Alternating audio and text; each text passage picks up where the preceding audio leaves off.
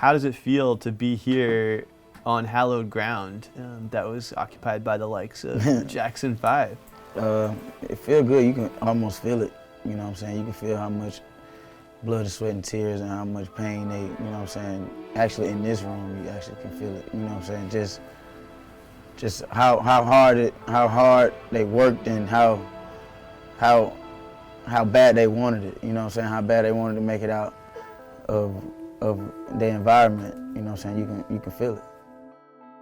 When Migos signed to Motown via Quality Control under the broader umbrella of Universal Music Group, Quavo and his bandmates became part of this musical legacy that dates back to Berry Gordy, Diana Ross, and the Jackson 5.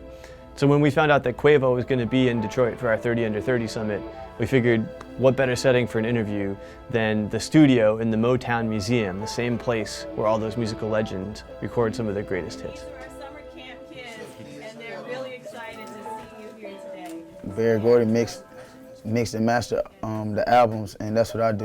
You know what I'm saying? I record and mix and master myself. I do a lot of things myself, and actually we started recording in the home, and that was my mama's house, and that was like the basement, so I see a lot of similarities. What is your advice to the next generation of entrepreneurs coming up? So just as you're following in the footsteps of the Berry Gordys of the world, what would you say to those who are next in line? Just build, be ready to build bigger, and be able to work and go hard and believe in yourself. And if it makes sense, just keep building. In the music business, it's no longer just about making money off of music, of course. In addition to streaming and touring, a lot of bands and different kinds of acts have to get involved in other sorts of extracurricular money-making opportunities. Quavo told us that for Migos, and for him in particular, that means doing deals with brands like Martell, Lids, Finish Line, and maybe even his own sneaker at some point as well.